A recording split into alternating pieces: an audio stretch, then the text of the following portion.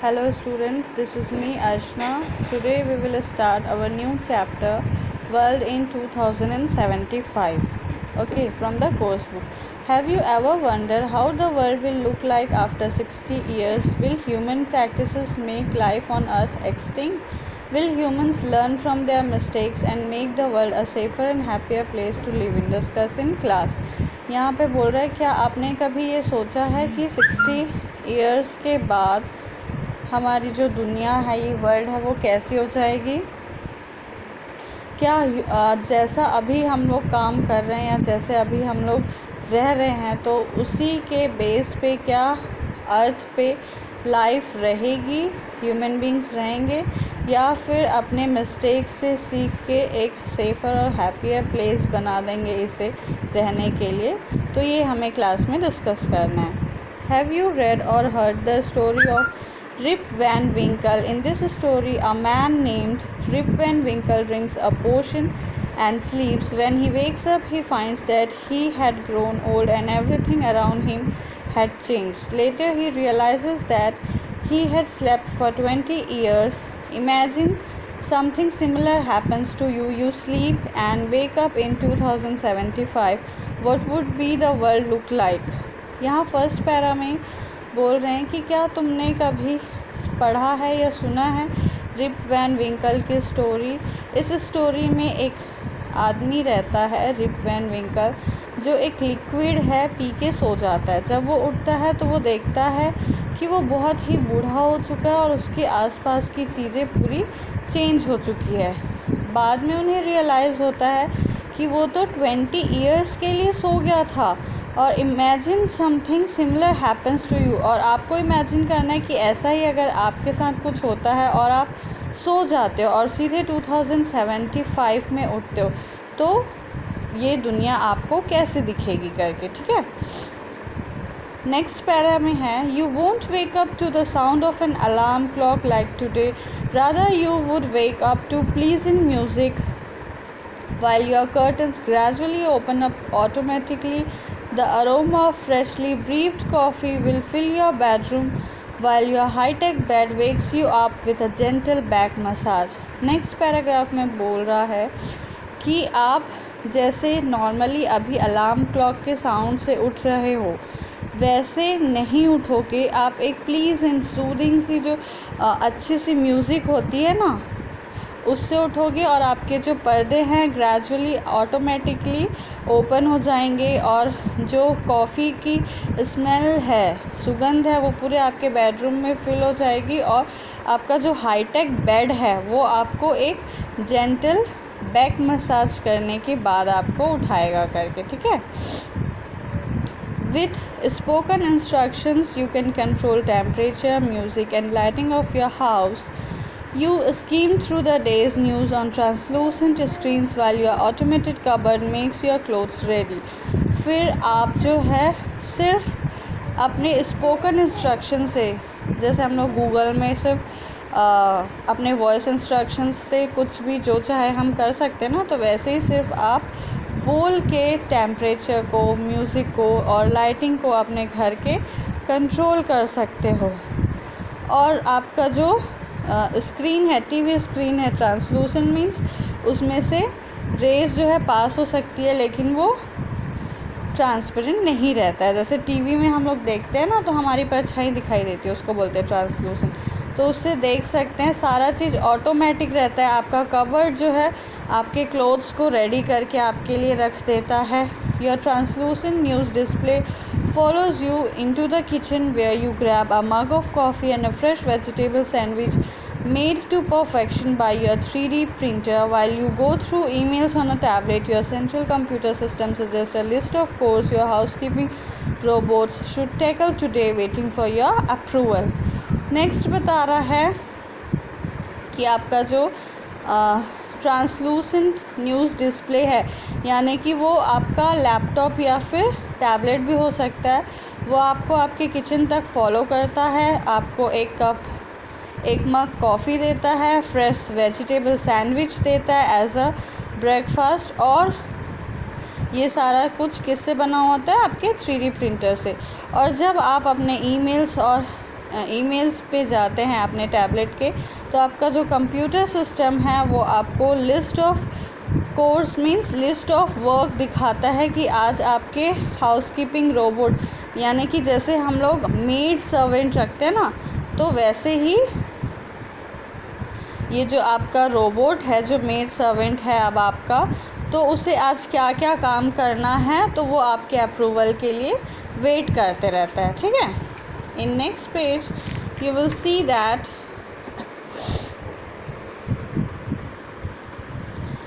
the description above may sound unbelievable, but some 60 years from now this is how a modern home will probably operate. Robots will do all the household chores and form a big part of our lives in the future. अब ये next paragraph में बोल रहा है कि जो description दिया गया है वो सारा अनबिलीवेबल है, बिलीव नहीं करने लायक है, लेकिन कुछ 60 इयर्स के बाद हमारा जो मॉडर्न हाउस है वो ऐसा ही हो जाएगा और ऐसे ही हमें उसे ऑपरेट करना पड़ेगा, क्योंकि जो रोबोट्स है वो हमारे सारे घर के काम करेंगे और हमारे जैसे आज मोबाइल एक important part of our life play कर रहा है, वो वैसे ही हमारा important part of our life play करेंगे फ्यूचर में, ठीक है।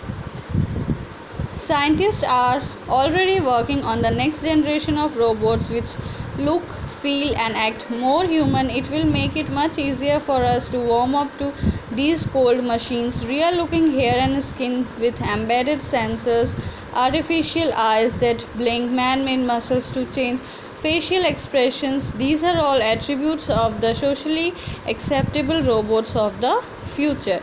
Next paragraph में बोला जा रहा है कि साइंटिस्ट जो है ऑलरेडी नेक्स्ट जनरेशन के रोबोट्स पे वर्क कर रहे हैं, जो फील कर सकते हैं, देख सकते हैं और बहुत ज़्यादा ह्यूमंस की तरह दिखते हैं, और वो हमारे काम को it will make it much easier for us to warm up to this cold machines. और वो अभी के जो मशीन्स हैं उनसे बहुत डिफरेंट रहेंगे और इनसे ज़्यादा इजी रहेंगे हैंडल करने में।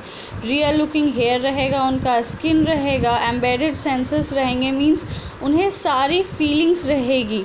आर्टिफिशियल आइज़ रहेगा जो कि ब्लिंक करता होगा, मैन मेड मसल्स होंगे जो फेशियल एक्सप्रेशंस को उनके चेंज करेंगे। तो ये सारे एट्रीब्यूट्स जो हैं वो सोशली एक्सेप्टेबल रहेंगे रोबोट्स के फ्यूचर में, ठीक है। नेक्स्ट पैराग्राफ में one of the most important uses of personal robots in the future will be in Elder care facilities.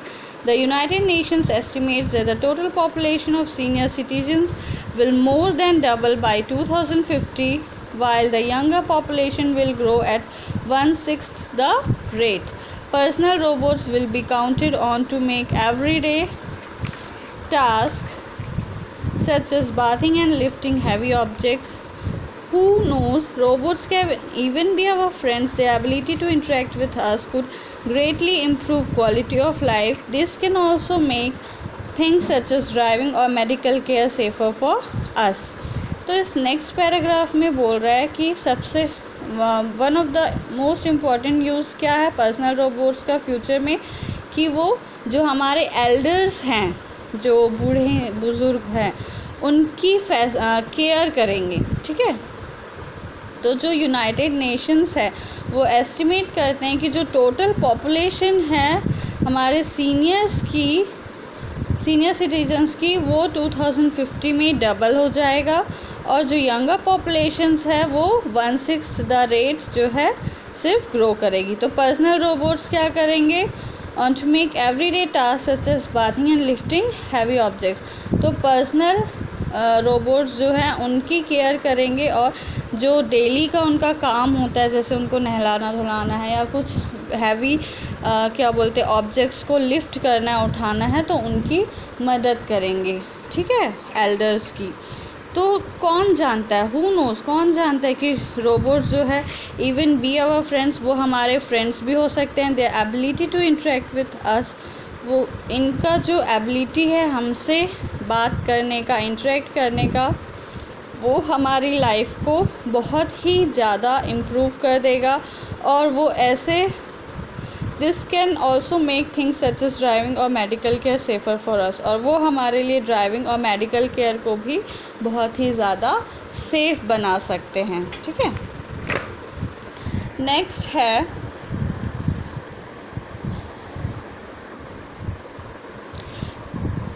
robots are already being used in different professional fields where replacing humans sounded like plot of fantasy novel. One such area is education.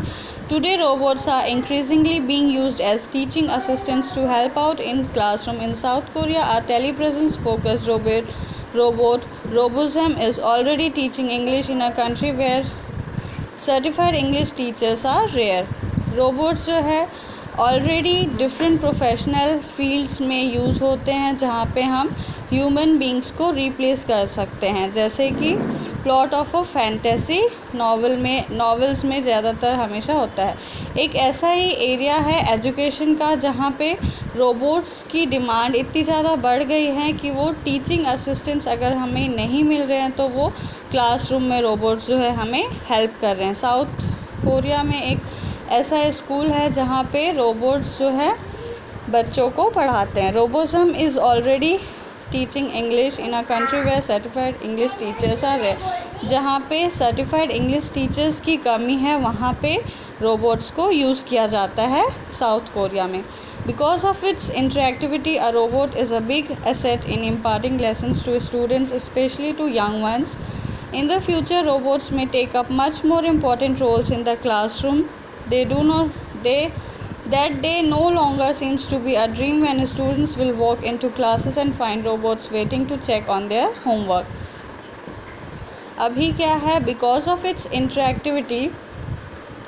Interactivity के कारण क्या है कि robot जो है एक big asset है हमारे लिए, जो कि बच्चों को लेसन्स इम्पार्ट करते हैं, स्पेशली यंग वंस जो छोटे बच्चे हैं। और फ्यूचर में in the future robots may take up much more important roles in the classroom, और फ्यूचर में रोबोट्स का जो है बहुत ही ज़्यादा इम्पॉर्टेंट रोल रहेगा क्लासरूम में। वो दिन अब दूर नहीं जब students will walk into the classes, वो अपने क्लास में जाएंगे और देखेंगे कि रोबोट्स जो है उनका होमवर्क चेक कर रहे हैं। The future will mostly be about people using robots to accomplish work that is more interesting and fulfilling. Advances in the development of robots mean they will be able to perform multiple tasks more quickly, safely and efficiently than humans. With robots taking over most of the boring jobs, humans can concentrate more on meaningful work such as research and development for making life better for everyone.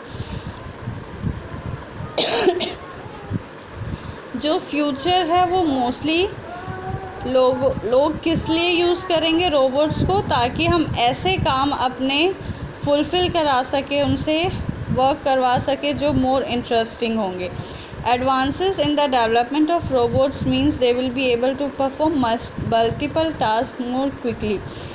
आज इतनी ज़्यादा technology बढ़ गई है कि robots में जो advancement होंगे, यानी कि वो मल्टीपल टास्क एक साथ बहुत सारे कामों को परफॉर्म कर सकते हैं सेफली और एफिशिएंटली दैन ह्यूमंस, मीन्स इंसानों से ज़्यादा अच्छे से और कर सकते हैं ये काम।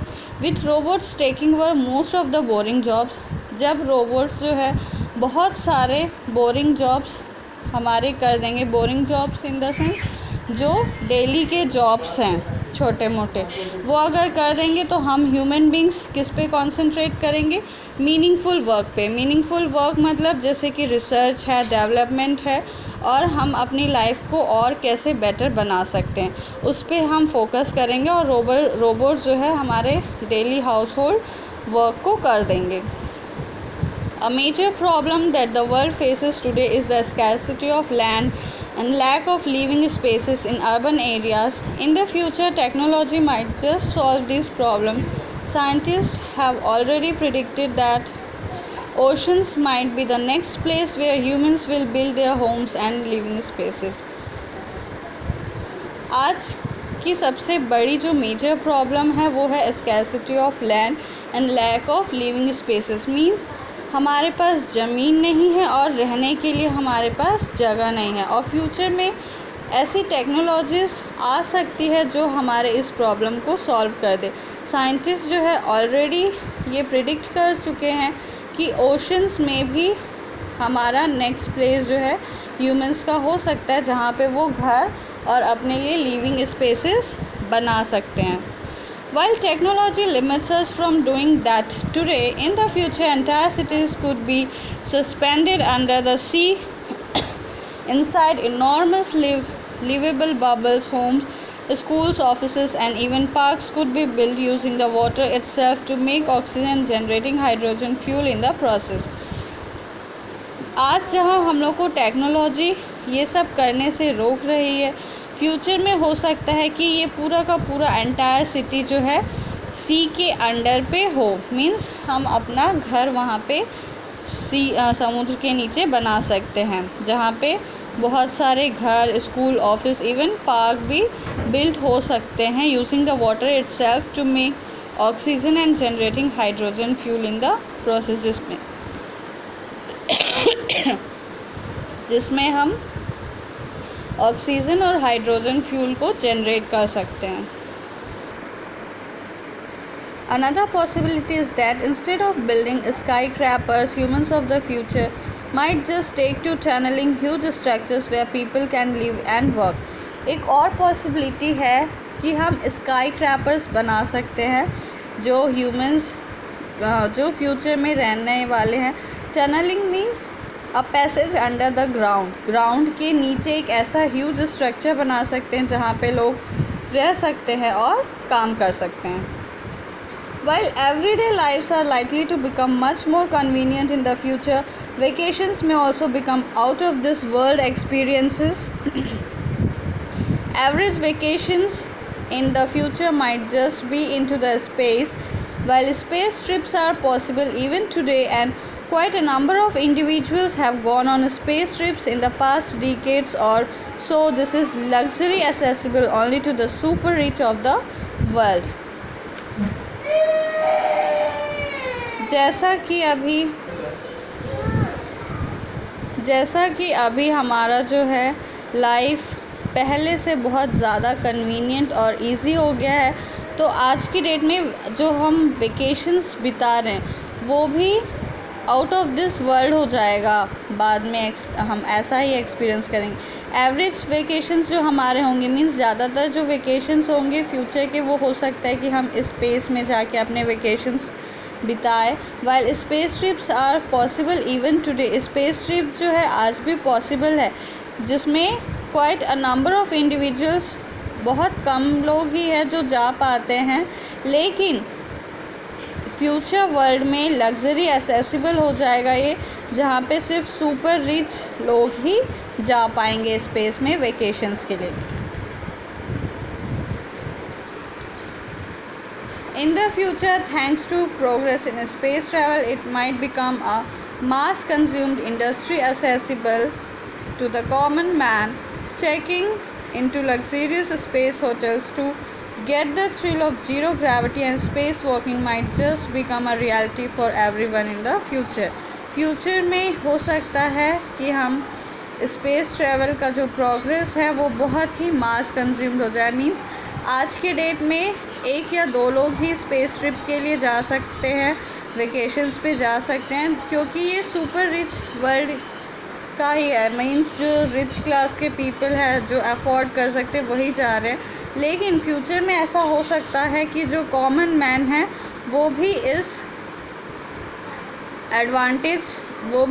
स्पेस ट्रैवल के एडवांटेज को ले सकते हैं और लग्जरियस होटल्स में, स्पेस होटल्स में जा सकते हैं, ताकि वो ज़ीरो ग्रेविटी और स्पेस वॉकिंग को एक्सपीरियंस कर सके। And might just become a reality for everyone in the future, और ये सब के लिए एक रियलिटी हो जाएगा। फ्यूचर में सारे लोग जा सकेंगे। The future will also witness huge changes in the way we travel in our everyday lives too. Self-driving cars are already being built and may take over the roads in the future. Companies such as Google, Tesla and Uber are putting a lot of their resources into building fully autonomous cars which are much safer than human driven ones. Future में हमारे पास हमें ऐसे changes देखने को मिलेंगे जिसमें कि हम the future will also witness huge changes in the way we travel in our everyday lives too. जैसा कि आज हम ट्रैवल कर रहे हैं, एक जगह से अगर दूसरे जगह जा रहे हैं तो by road, by car, by plane जा रहे हैं, तो इसमें भी हमें बहुत सारे चेंजेस देखने को मिलेंगे. सेल्फ ड्राइविंग कार्स जो कि ऑलरेडी बिल्ट हो चुकी है, बन चुकी है, वो रोड पे आ जाएंगी फ्यूचर में, हो सकता है ना.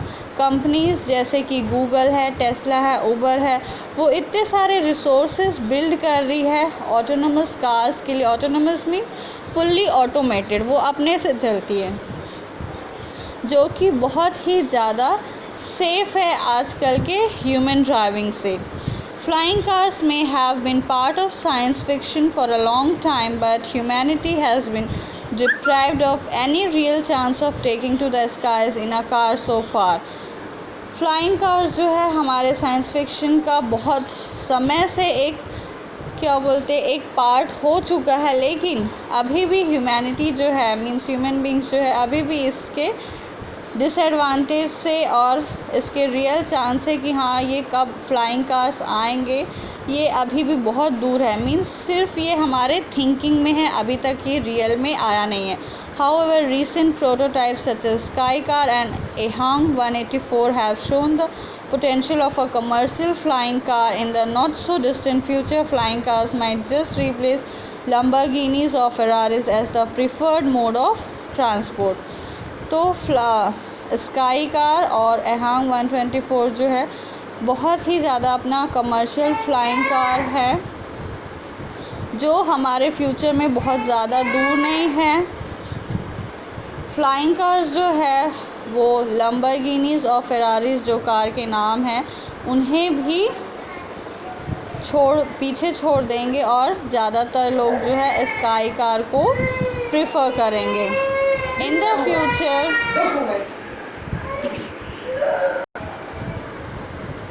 The future the biggest achievement would not be just how well we live but also how long we live. Great advancement in medicine and health research have already raised life expectancy to nearly 70. The possibility of raising human longevity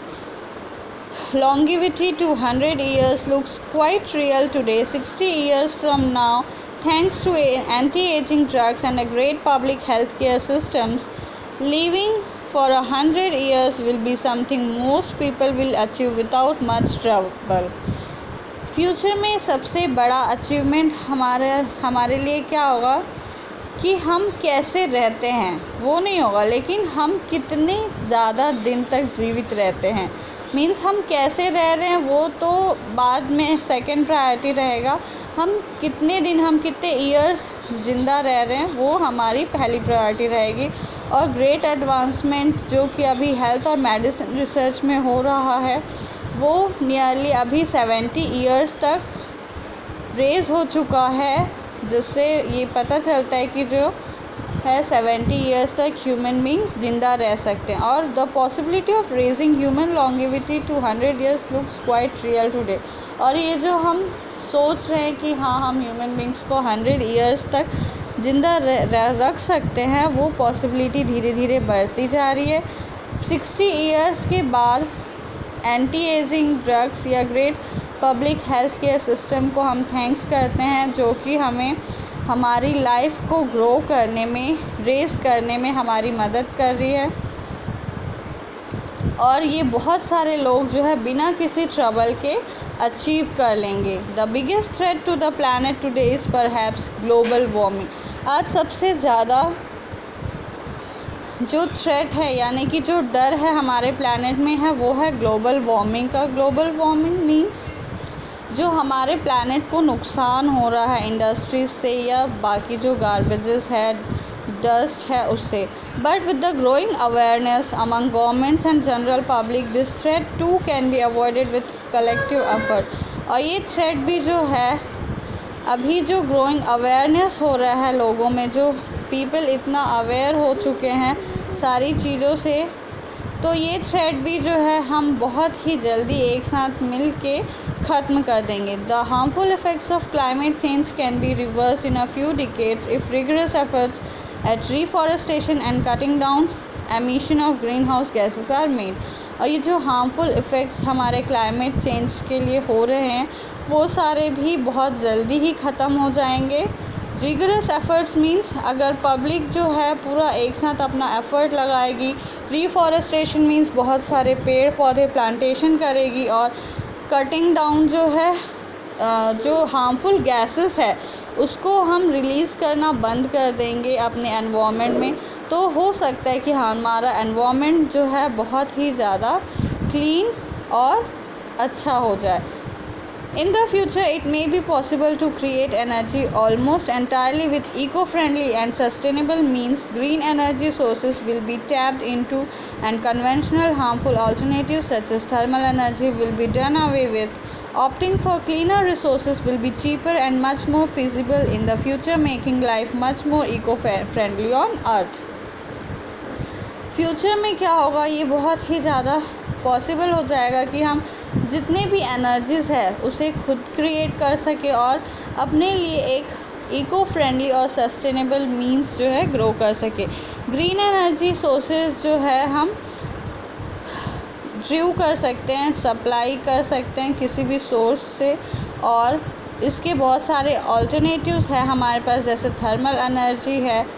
opting for cleaner resources, अगर हमें clean resources चाहिए जो कि बहुत ही आजकल आसान और सस्ते में मिल जाते हैं, तो फ्यूचर में ये हमारे अर्थ प्लैनेट पे रहने के लिए बहुत ही ज़्यादा इको फ्रेंडली रहेंगे और बहुत ही ईज़िली अवेलेबल हो जाएंगे। Globally scientist are making new discoveries every day to make human life better, not just for today but for decades to come. Such discoveries have made human life easy even in the most difficult terrain on the planet. In future, human life outside Earth might also become a reality. Overall, thanks to science, the future looks brighter and better. Globally अगर देखा जाए means पूरे world में, तो scientist जो है new discoveries हर दिन हर रोज़ बना रहे हैं ह्यूमन लाइफ के लिए, जो कि हो सकता है कि आने वाले दिनों में हमारे लिए बहुत ही बेनिफिशियल हो।